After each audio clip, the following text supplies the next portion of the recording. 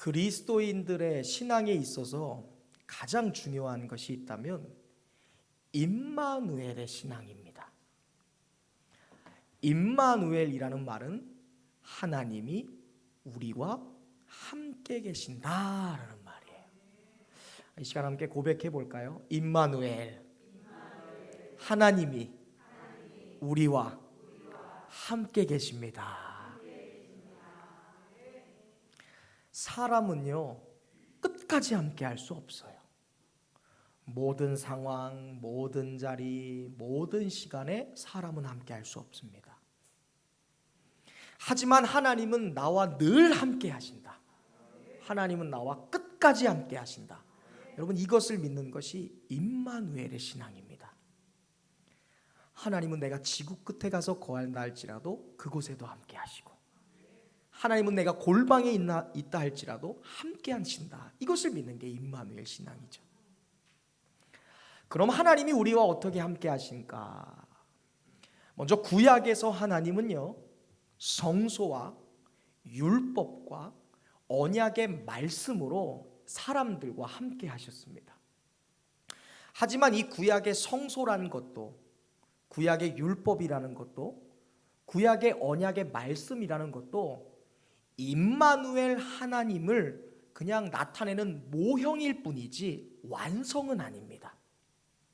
그러니까 이스라엘 백성들 진영에 성소를 만들어 놓고 임마누엘이라는 것이 어떤 것인지 성소라는 모형을 통해 보여주시는 거예요. 그리고 많은 율법을 주시면서 이 율법과 너희가 어떻게 연관되어 있는지, 너희가 율법을 지킬 때 내가 너희에게 어떻게 역사하는지를 모형으로, 그림자로 보여주시는 것입니다. 그리고 마침내 신약에 이르러 예수님이 임마누엘로 이 땅에 오셨습니다. 구약의 성소와 율법 그리고 언약이라는 모형의 그림자를 통해 어렴풋이나마 볼 수 있었던 임마누엘이라는 것을 실제로 우리가 예수님을 통해 보게 된 거예요. 하나님이 율법에서 임마누엘 하신다고 얘기했는데, 언약의 말씀을 통해 우리와 함께 하신다고 얘기했는데, 이것이 어떻게 실제가 될 수 있는지 예수님이 언약의 육신을 입고 말씀의 육신을 입고 성소가 실상이 돼서 나타나신 것이 바로 예수님의 이 땅에 오심의 사건이라는 것입니다. 그래서 임마누엘이라는 것은요, 예수님의 또 다른 이름이었습니다. 나가 예수님은 하늘로 승천하시면서 이런 말씀을 하시죠. 너희에게 성령이 임하시면 너희가 성령을 받아라. 그리하면 세상 끝날까지 내가 너희와 함께 있을 것이다 라고 말했어요. 그러니까 육신의 제한, 그리고 말씀을 듣는 사람들, 성소에 나온 사람들은 제한적으로만 예수님을 간접적으로 임마누엘을 느꼈지만, 시공간의 제약을 받지 않은 영으로 성령님이 오시면 그 순간 예수님을 구원자로 믿고 고백하는 모든 사람 가운데 영원까지, 세상 끝날까지 함께 하실 수 있다. 그러니까 성령이 이 땅에 오심으로, 우리에게 오심으로 임마누엘을 완성시켜 버리신 거예요. 그래서 임마누엘이라는 것은 그리스도인들이 받을 수 있는 가장 큰 축복이고요, 임마누엘 신앙이라는 것은 그리스도인들에게 있어서 가장 중요한 약속입니다. 하나님이 나와 늘 함께 하신다. 하나님이 나와 끝까지 함께 하신다. 이 임마누엘 신앙을 우리가 갖게 되면요, 우리는 언제나 당당합니다. 왜? 하나님이 나와 늘 함께 하시니까. 또 임마누엘의 신앙을 우리가 분명히 갖게 되면요, 그 사람은 늘 신중해요.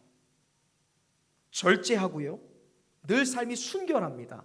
그리고 한결같아요. 왜? 하나님이 나와 함께하는 것을 느끼니까요. 이 임마누엘의 신앙을 가진 사람은 그래서 삶에서 늘 하나님을 의식하면서 삽니다. 이렇게 삶에서 하나님을 의식하면서 산다라는 것을 신앙적인 용어로 코람데오의 신앙이라고 해요. 코람데오. 우리 함께 옆 사람과 인사해 볼까요? 코람데오 합시다. 네, 하나님 의식하며 살자는 거예요. 하나님 앞에 단독자로 서는 것입니다. 아무도 없는 순간에 하나님이 있다라고 느끼고 인식하며 사는 거예요. 내 뜻대로 내 마음대로 모든 것을 선택할 수 있을 때 그 순간 하나님을 의식하는 거예요. 하나님이 계시지. 내 행동에 내 말에 하나님이 함께하고 계셔. 이걸 느끼는 게 뭐예요? 코람데오의 신앙이에요. 코람데오는 헬라어입니다. 하나님 앞에서라는 단어인데, 코람 무엇 앞에서라는 단어와 데오 하나님이라는 단어의 합성어예요. 그래서 코람데오 하면 하나님 앞에서라는 단어입니다. 하나님이 함께 계심을 믿는 사람은 늘 하나님 앞에서 하나님을 의식하면서 살아갑니다.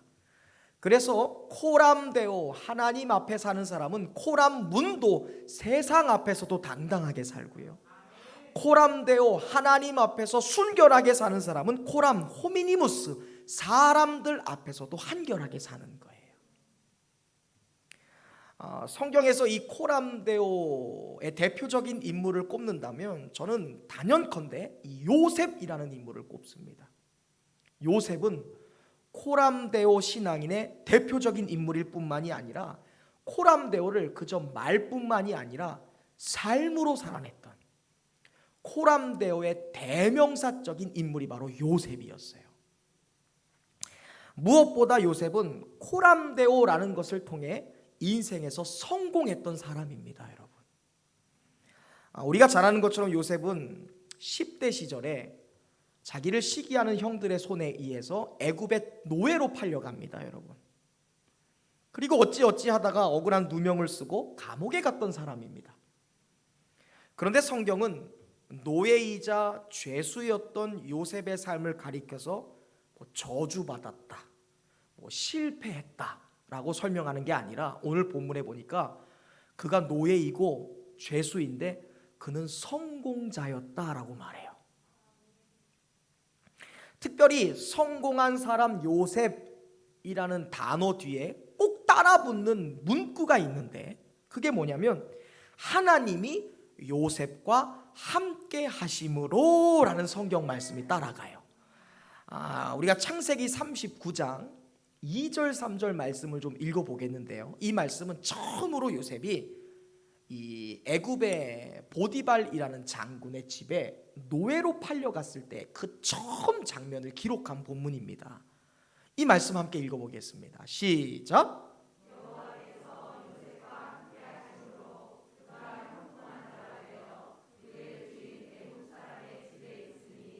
그의 주인이 여호와께서 그와 함께 하심을 보며 또 여호와께서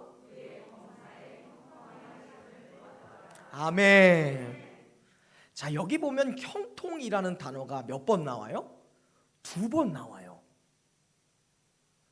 여호와께서 요셉과 함께 하심으로 그가 형통했고, 요셉과 함께 하시는 것을 보고 그 주인이 요셉이 형통했다라는 것을 인정할 수밖에 없었대요. 여기서 말하는 형통이라는 단어가 이 헬라어로 찰라흐라는 단어입니다. 제가 일전에도 한번 말씀드렸어요. 우리 옆 사람과 인사합시다. 찰라흐 하십시오. 여러분, 이 찰라흐라는 게요 뭐냐면요, 점점 잘 돼가는 거예요. 우리 이철규 집사님의 사업이 찰라흐 하시길 바랍니다. 점점 잘 되는 거예요. 이게 성공하다라는 거예요. 우리 성윤이의 이 스포츠, 이 축구의 인생이 점점 찰나할 수 있기를 바랍니다. 지난주에 우리 집사님이 목사님 성윤이 경기 장면이니까 좀 보세요 하면서 하이라이트 장면을 보니까 무슨 슈퍼러브 뭐예요 그 채널이? 거기 하여튼 유명한 축구 채널이에요. 거기에 성윤이가 나오는데 나 이거 감는 거 대박이었잖아. 왼발 슛 보고 목사 깜짝 놀랐잖아. 패스 막 찔러주는 거, 공간 막 침투하는 능력이 계속 찰나갈 수 있기를 바랍니다. 점점 잘 되는 거예요. 점점 번성하는 거예요. 하늘이가 손대는 일마다 성공하는 거예요. 이 찰나라는 말 형통이라고 되어 있는데 성공하다라는 말이에요. 여러분, 우리 다솜이 성공하시길 바랍니다. 우리 도연이도 성공하시길 바래요. 우리 성경화 성도 성공하시길 바랍니다. 우리 김수려 고사님 성공하세요. 김진희 사님 성공하시길 바래요. 성공하는 거예요. 성공하는 거. 우리 건우도 성공하시길 바랍니다. 민지도 성공해야 돼요. 성공한다는 거예요. 찰나. 노예로 팔렸는데 성공했다라고 성경이 말하는 거예요. 와, 놀라워요, 놀라워. 이어서 20절과 23절 말씀도 좀 보죠. 이 말씀은 요셉이 억울하게 누명을 쓰고 감옥에 갇혔을 때의 상황을 말하는 거예요. 이 순간에서도 요셉이 실패한 것이 아니라, 저주받은 것이 아니라, 무너진 것이 아니라 성공했다라고 말해요. 함께 읽어보겠습니다. 시작.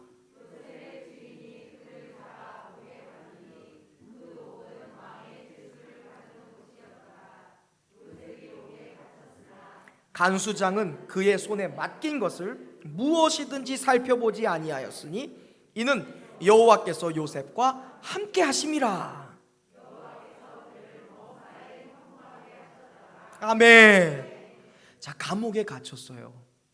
왕의 죄수들에 갇히는 감옥이에요. 그런데 그곳에서 여호와께서 요셉과 함께 하셨대요. 하나님이 임마누엘 하셨대요. 그 결과가 뭐예요? 성공했다는 거예요. 감옥에 갇혔는데, 억울한 누명 썼는데, 그 삶이 너무 빈곤하고 고난스러운데 하나님이 함께 하셨더니 그의 삶이 저주가 아니라 찰나의 점점 잘 되고 점점 성공했다라고 말하는 거예요.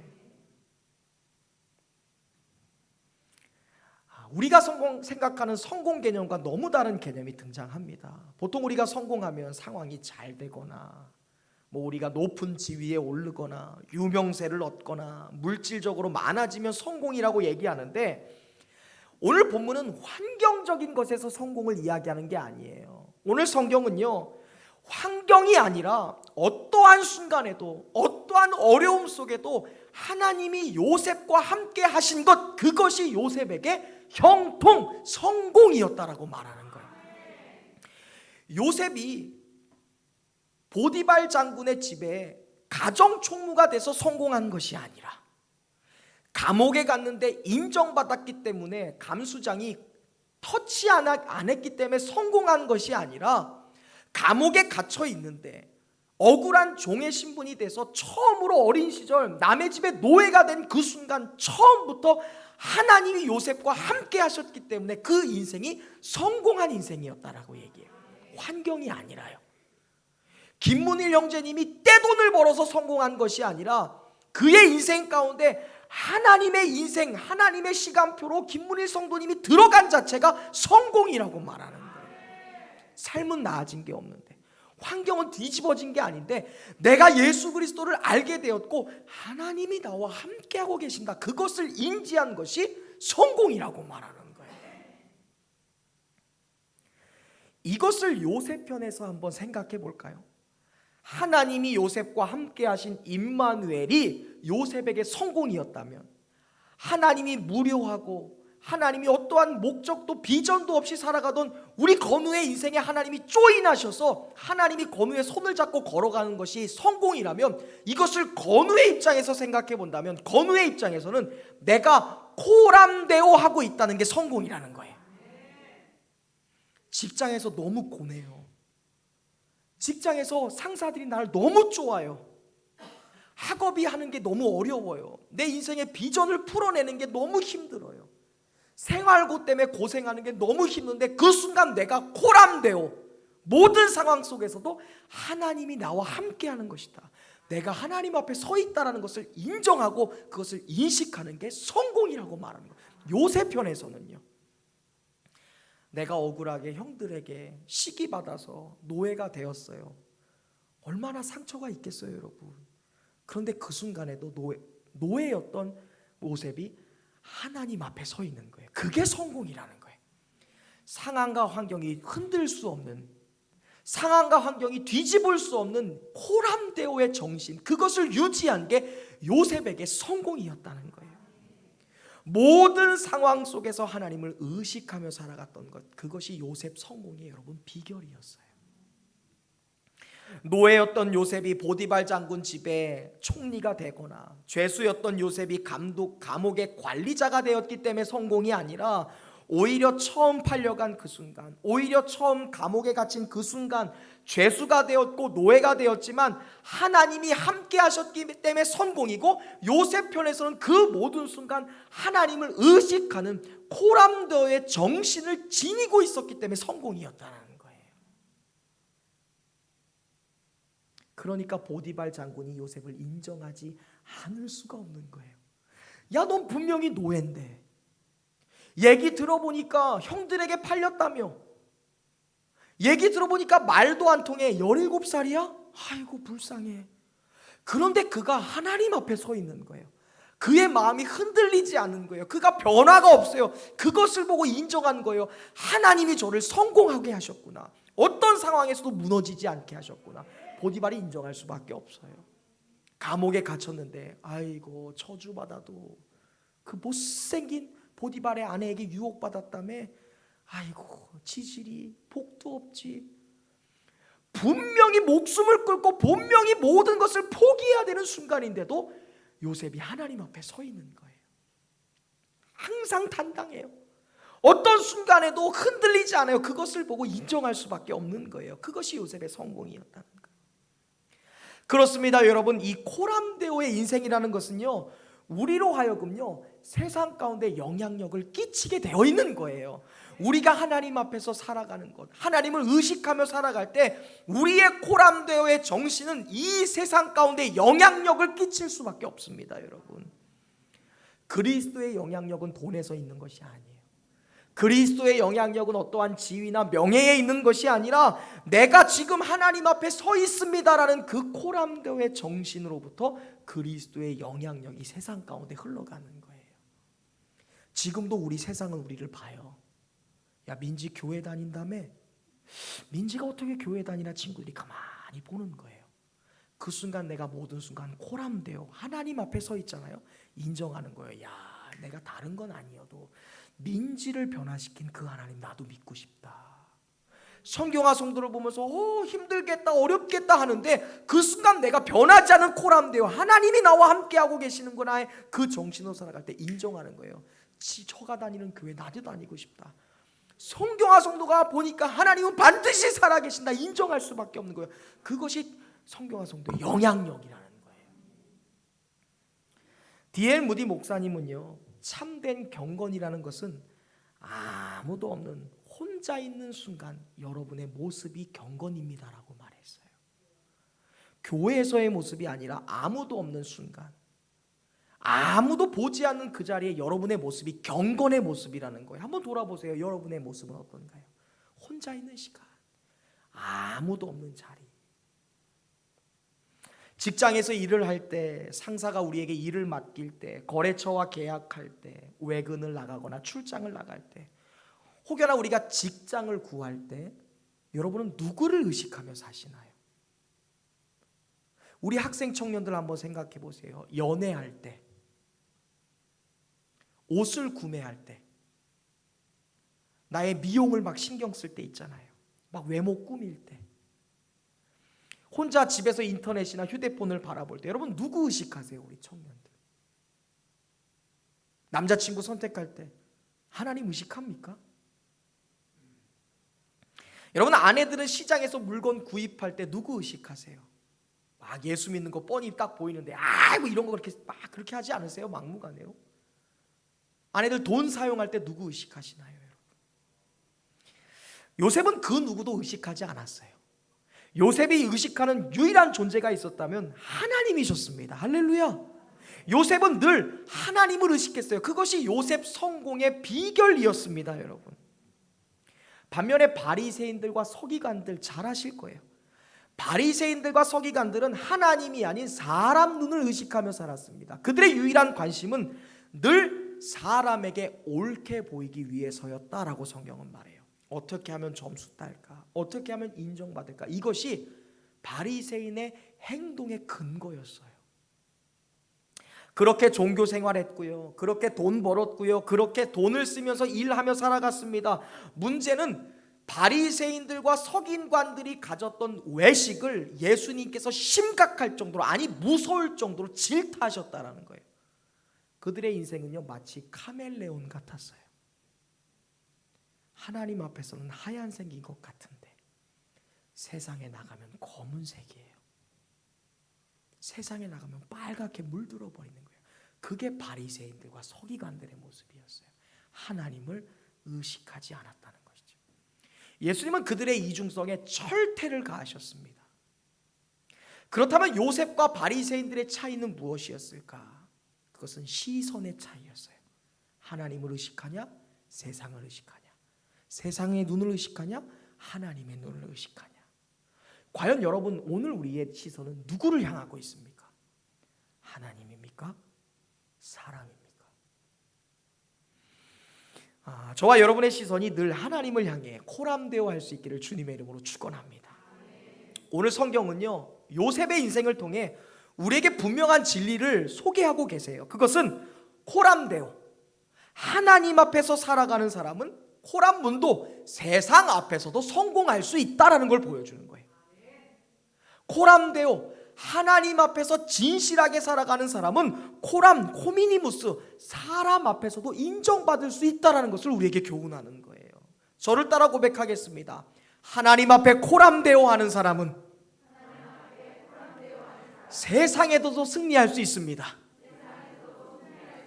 하나님 앞에 살아가는 사람은 사람들에게도 인정받습니다. 이거 말해주는 거예요. 이거 말해주는 거예요. 사람 의식하지 않고 하나님 의식하면 반드시 성공한다. 사람 인식하지 않고 하나님 인식하면 반드시 승리한다. 이것을 말해주는 것입니다. 여러분, 요셉은 노예의 신분이자 죄수의 신분이었지만 사람 의식하지 않고 오직 하나님만을 의식했습니다. 그는 어디에 있든지 무엇을 하든지 누구와 함께 하든지 하나님만을 의식한 결과 사람에게도 인정받고 세상적으로도 성공한 사람이었습니다. 특별히 오늘 우리는 본문에 나오는 요셉의 모습을 통해 우리가 코람데오 해야 되는 두 가지의 분명한 이유를 깨닫게 돼요. 여러분, 우리가 코람데오 해야 되는 분명한 이유, 첫 번째 이유는 바로 이것 때문입니다. 함께 읽어볼까요? 시작. 아멘. 여러분, 우리가 왜 코람데오 해요? 선한 일을 지속하기 위해. 결론부터 말씀드릴까요? 여러분, 옆에 있는 분 한번 보세요. 봐보세요. 어때요? 악해 보여요? 선해 보여요? 여러분, 지갑 빌려줄 수 있어요? 없어요? 왜 그래요? 선하니까. 이 모습 그대로 세상에서도 유지하라는 거예요. 여러분, 지금 여러분이 느끼는 내 옆에 있는 딸, 신뢰할 수 있는 나의 아빠, 믿고 따라갈 수 있는 내 옆에 있는 성도, 이 모습 그대로 세상에서 살 수 있도록 그렇게 하기 위해 코람데오 해야 된다는 거예요. 건우가 교회 안에서 너무 멋지고 아름답고 신뢰할 수 있는 것처럼 세상에서도 그렇게 살아갈 수 있기 위해 우리가 코람데오 해야 된다는 거예요. 김경호 집사님을 단순히 우리 교회에서 가장 나이 많은 어른이기 때문에 존경하는 것이 아니라 세상에서도 존경받을 수 있는 모습으로 서 있을 수 있기 위해 우리가 코람데오 해야 된다는 거예요. 신뢰할 수 있는 사람, 믿을 수 있는 사람, 인정할 수 있는 만한 그 사람이 되기 우리가 세상에서도 코람데오 해야 된다는 거예요. 여러분, 요셉은요, 누가 보더라도 별 볼 일 없어요. 그에게 무슨 스펙이 있나요? 무슨 요셉에게 내놓으라 할 수 있는 라이센스가 있나요? 그저 요셉에게 있었던 재능이라는 것은요, 꿈을 꾸는 재능, 그리고 조금 더 한다면 꿈을 해석하는 재능뿐이에요. 그런데 그것도 말이 통해야 하죠. 17살 먹은 애가 애굽에 가서 말도 안 통하는 데서 무슨 꿈을 해석해요? 여러분, 말이 안 통하니까요. 그리고 누가 그 아이를 재능이 있다고 쓸 수가 있겠어요? 그러니까 요셉은 아무것도 없는 아이였습니다. 오히려 지금 요셉의 현실이라는 것은요, 형들에게 버림받은 사람이죠. 상처입니다. 노예라는 신분에서 그가 만났던 삶을 생각해 보세요. 얼마나 여러분 갑질당했겠어요. 얼마나 비방당했겠어요. 얼마나 모함과 얼마나 시기와 질투와 얼마나 많은 추잡한 일들을 만났겠습니까? 여러분, 이것이 내 이야기라고 생각하면요, 다 포기해버리고 싶을 거예요. 여러분, 당장이라도 그만두고 싶을 거예요. 날마다 죽음을 묵상하지 않겠어요? 형들에게도 버림받았고 이곳에서도 고통받고 고난받고 핍박받고 비방받으니 매일마다 죽음을 묵상하는 거예요. 죽으면 나아질까? 끝내면 나아질까? 내 이야기라면 그렇게 하는 거예요. 그런데 성경에 보면요, 이렇게 처절한 삶을 살아갔지만 요셉이 단 한 번도 부정하거나 불평하거나 원망하거나 낙심했다라는 구절이 한 절도 없어요. 그 이유가 무엇일까? 요셉이 코람데오 했다는 거예요. 누가 봐도 절망이에요. 누가 봐도 홀대당하고 갑질당하는데 요셉이 그 순간에도 코람되어 하나님 앞에 있다는 거예요. 내가 하나님이 함께하고 계신다는 것을 인정하며 의식하며 살았다는 거예요. 아무리 힘든 일을 해도, 아무리 더럽고 추잡한 일을 해도 하나님 앞에서 했다는 거예요. 교회에서 하든 말이죠. 교회에서 말하든, 교회에서 행동하듯, 교회에서 봉사하듯, 추잡한 일, 세상 일을 해도 그렇게 했다는 거예요. 여러분, 우리가 왜 코람되어 해야 돼요? 이 모습 그대로 세상에서도 유지하기 위해서요. 목사님에게 인정받고 권사님에게 사랑받고 성도들에게 존경받는 그 모습 그대로 세상에서도 나아가게 하기 위해, 설령 그것이 노예의 자리라 할지라도요, 억울한 자리라 할지라도요, 그만두고 싶은 자리라 할지라도 그곳에서 선한 일을 감당하기 위해 우리는 끊임없이 코람되어 해야 된다는 거예요. 걸레를 빨다가도, 마당을 쓸다가도, 다른 종들에게 온갖 모욕을 받는 일이라 할지라도, 상사에게 치임받고 그만두고 싶은 마음이 굴뚝같이 드는 그 순간에도 우리는요, 사람 눈이 아니라 하나님 눈을 의식하며 살아야 돼요. 왜? 하나님이 지으신 모든 것이 선함에, 하나님이 지은 모든 것이 선함에 감사함으로 받으면 버릴 것이 없다라는 것을 우리가 알기 때문에요. 더러운 일이고 추잡한 일이고 모욕적인 일이지만 감사로 받으면 이것이 내게 축복인 것을 알기 때문에, 하나님 내가 일할 수 있고, 하나님 내가 헌신할 수 있고 쓰임받을 수 있다는 것을 감사로 받으면 그것이 버릴 것이 없다는 것을 알기 때문에 모든 것을 죽게 하는 마음으로 우리가 하는 거예요. 교회에서도 선한 것처럼 세상에서도 선하고, 교회에서 착한 것처럼 세상에서도 선하라 말씀하신 그 예수님 말씀에 순종하기 위해서 우리가 끊임없이 뭐 해야 된다? 코람되어 해야 된다는 거예요. 주님은 무슨 일을 하듯 사람에게 하듯 하지 말고 죽게 하듯 하라라고 말씀하셨습니다. 이것을 우리가 지속하기 위해 코람되어 해야 되는 거예요. 그러므로 여러분, 아무도 보지 않을 때, 보는 사람 하나 없는 순간에도 코람되어의 신앙을 여러분 행동의 근거로 삼을 수 있기를 바랍니다. 그래서 우리가 선한 일을 할 수 있길 바라요. 세상의 것이지만 하나님께 하듯 선한 일 말이죠. 직업이지만 돈 벌기 위해 하는 거지만 예배 드리듯 하는 거예요. 그때 세상이 여러분을 인정하는 거예요. 그때 여러분 박수 받게 될 거예요. 그 일을 지속하기 위해. 교회에서는 영성이 있지만 세상 일하면서 영성 다 까먹으면 그게 뭐예요? 하지만 세상 일하면서도 영성 있게 하나님 앞에서 행하는 동일한 모습, 신실한 모습 살아가기 위해 우리가 코람되어 해야 될 줄로 믿습니다. 두 번째, 우리가 코람되어 해야 될 이유가 있다면 바로 이거예요. 함께 읽습니다. 시작. 아멘. 코람되어의 신앙으로 성공했던 요셉. 요셉 인생의 결정체라고 할 수 있는 본문이 뭐냐면요, 오늘 우리가 읽은 본문이에요. 보디발 장군의 아내가 요셉을 성적으로 유혹했을 때, 성적 유혹이 요셉에게 다가왔을 때 그것에 반응하는 요셉의 모습, 이게 요셉 인생의 최고의 클라이막스입니다. 여러분. 악한 일 앞에서 요셉이 반응했던 것, 어떻게 대처했나, 이게 요셉 인생의 결정체예요. 여러분, 사람이 신분이나 지위가 상승하잖아요. 반드시 유혹이라는 것이 찾아옵니다. 돈이 없던 사람이 수중에 돈이 들어오잖아요. 반드시 물질의 유혹받게 돼 있어요. 그래서 하나님은 준비되지 않은 사람에게 절대 물질 안 줍니다. 왜냐하면 그게 시험이 되거든요. 일맛 악의 상징인 것이 알아요. 돈이 있는 곳에 마음이 가는 것을 알아요. 돈이 품여 있으면 일맛 악이 내게서 생기는 것을 하나님이 알아요. 그래서 다스리지 못하는 사람, 유혹에 약한 사람에게는 도저히 물질 안 주십니다. 여러분. 두 번째, 죽음의 문턱을 넘나들던 사람이 기도해요. 하나님, 나 제발 살려주세요. 제발 내게 생명 주시면 하나님을 위해 살겠습니다 해서 은혜로 건강을 되찾아요. 하나님의 은혜로 죽음의 문턱을 넘어섭니다. 그래서 은혜를 되찾고 건강을 되찾잖아요. 반드시 다가오는 게 뭐냐면요, 세상 유혹받게 되어 있어요. 자포자기하면서 늘 낭망하던 사람이 있어요. 인생에 살맛이 없다라고 생각하는 사람이 교회를 다니고 신앙생활하면서 신앙생활의 맛을 좀 경험해요. 그래서 막 에너지가 생겨요. 찬양하고 하니까 매일 낭망하면서 자포자기하던 사람이 삶에 막 에너지와 힘이 생겨요.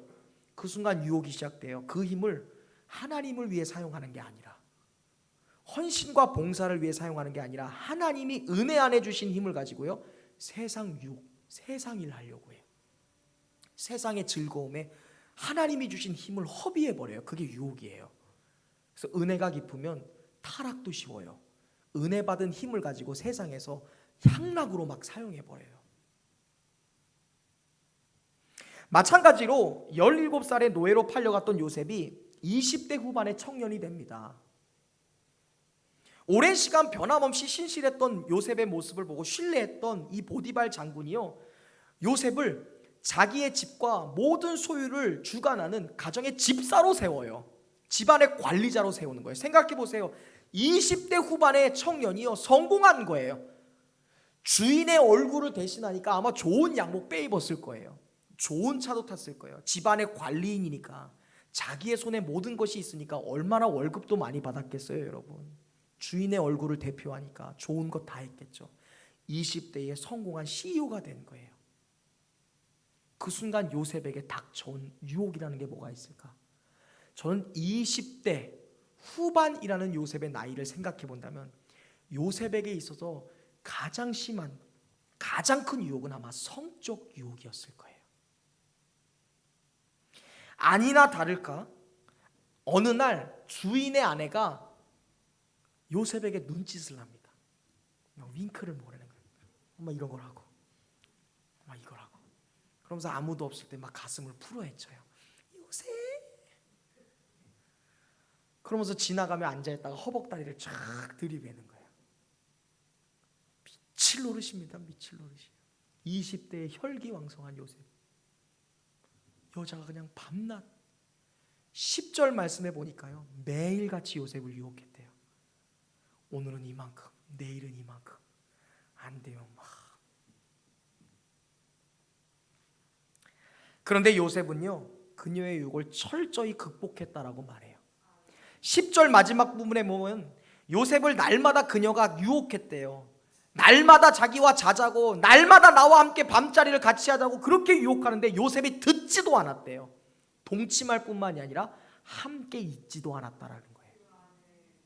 심지어 11절 이하에 보면 아무도 없었습니다. 11절 이하에 보면 그 집에 사람이 한 명도 없을 때 이 여자가 완전 작당하고 그냥 다 풀어헤치고 요셉이 있는 곳에 그냥 올 루드로 그냥 딱 들어오는 거예요. 그러면서 요셉 하면서 요셉의 옷을 빡 잡아요. 옷 벗겼다는 거예요, 여러분. 그 순간 어떻게 합니까? 요셉이 뒤도 돌아보지 않고 도망쳐 버렸어요.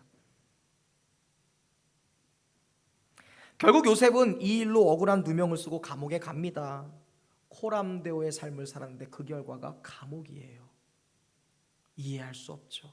받아들이기 힘들었을 거예요.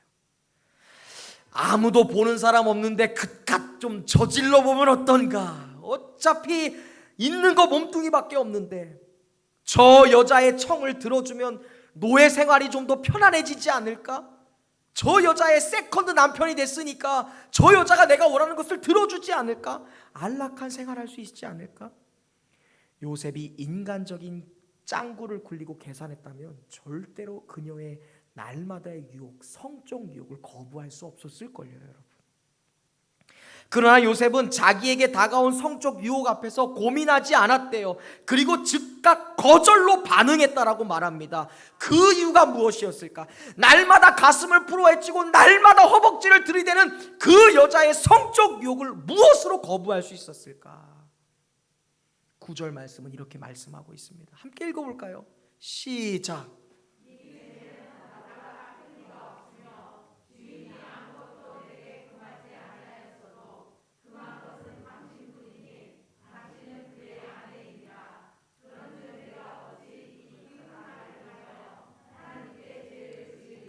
아멘. 여러분 어떤 문장에 눈이 가세요?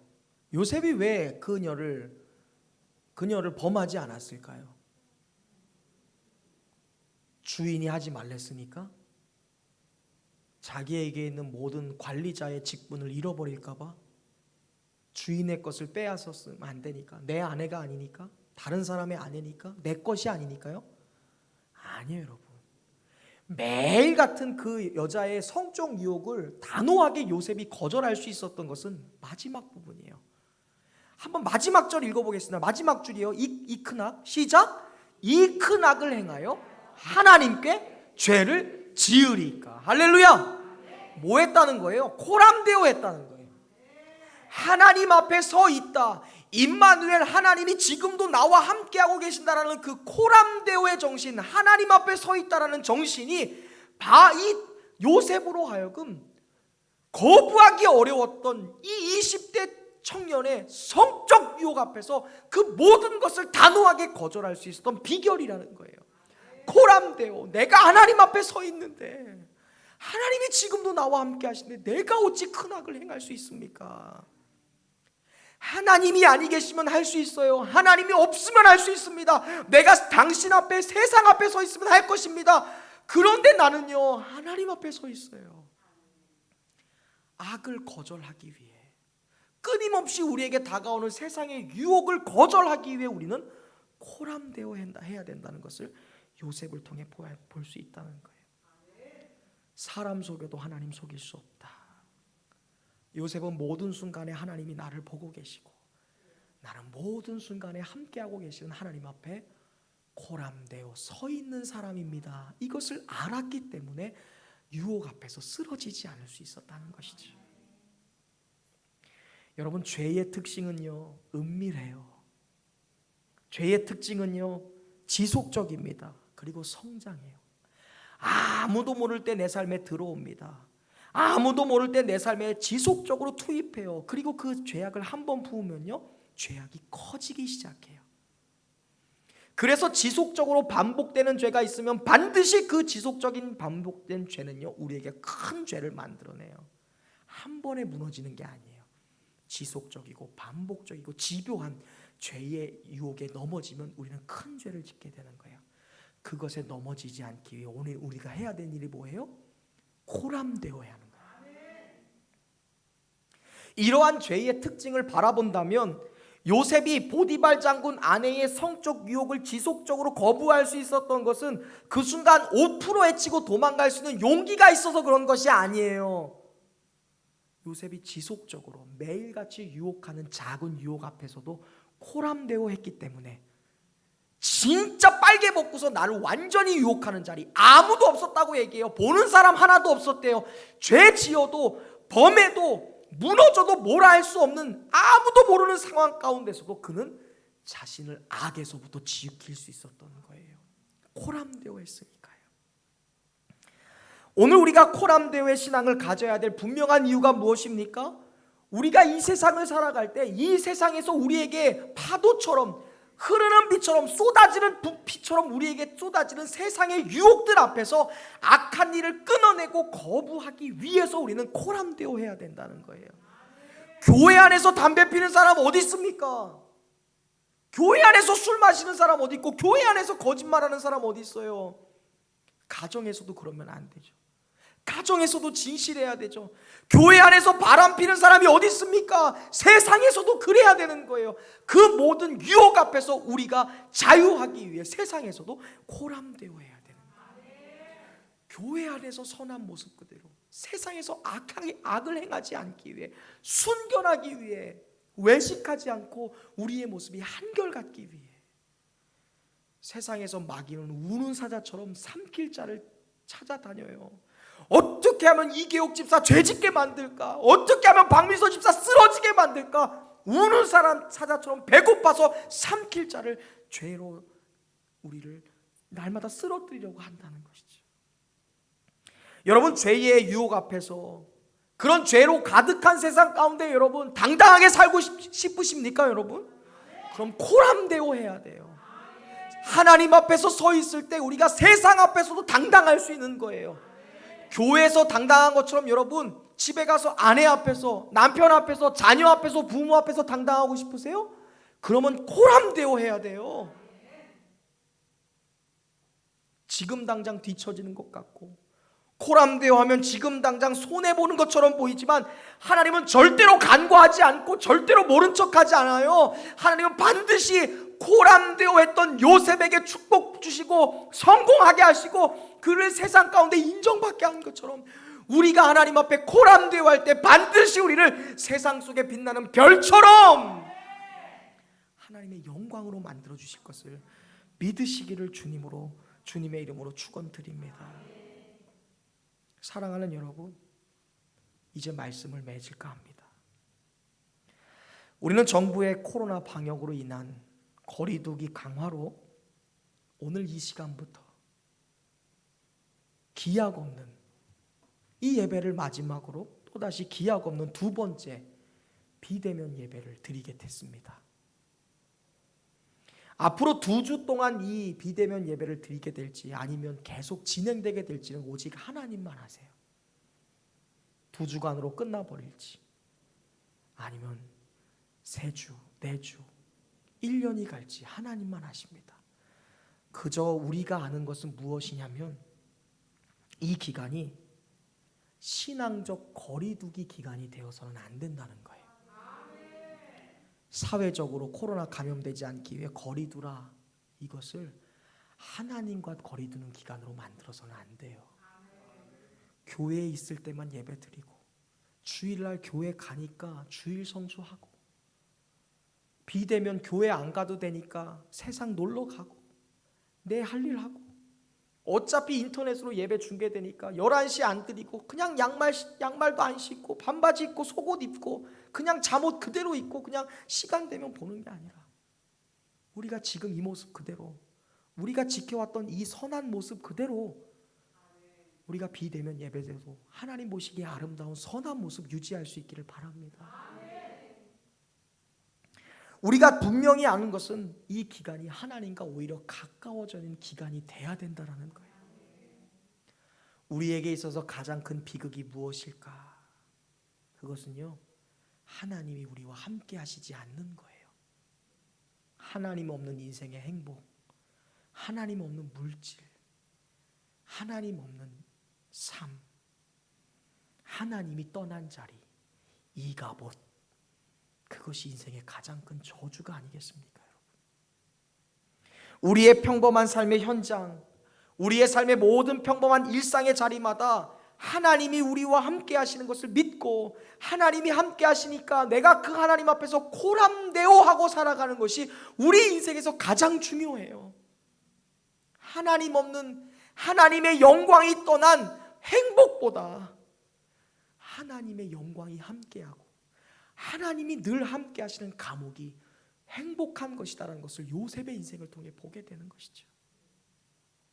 그러므로 사랑하는 성도 여러분, 얼마가 될지 모를 비대면 예배를 드린다 할지라도 지금 이 순간 이 모습 그대로 코람되어 하나님 앞에서 흐트러지지 않는 예배자로 설 수 있기를 주님의 이름으로 축원합니다. 지금 이 시간 1시간 예배 드리는 이 자리에서 저와 여러분이 하나님 앞에서 교회 앞에서 성도들 앞에서 사랑스러웠던 것처럼 남은 일주일 167시간을 살아갈 때 동일한 모습으로 사랑받고 동일한 모습으로 인정받고 존경받을 수 있는 저와 여러분이 되시기를 주님의 이름으로 축원드립니다. 혹여나 그동안 내가 카멜레온처럼 살아왔다면 교회에서는 거룩한데 세상에서는 여러 유혹 앞에서 쓰러지는 모습, 교회에서는 아름다운 말을 사용하는데 직장에 가면 부정, 불평과 원망하는 말을 쏟아낸다면 나의 행동과 언어가 흰색이 아니라 검은색으로 살아가고 있었다면 우리가 돌이킬 수 있기를 바랍니다. 이 비대면의 기간 하나님과 더욱더 가까워지시기를 바랍니다. 어떠한 순간에도 코람데오에서 하나님 앞에 한결같은 모습으로 변화되는 그러한 우리의 인생의 절호의 기회, 축복의 기회로 삼을 수 있기를 주님의 이름으로 축복합니다. 주님의 이름으로 축복합니다.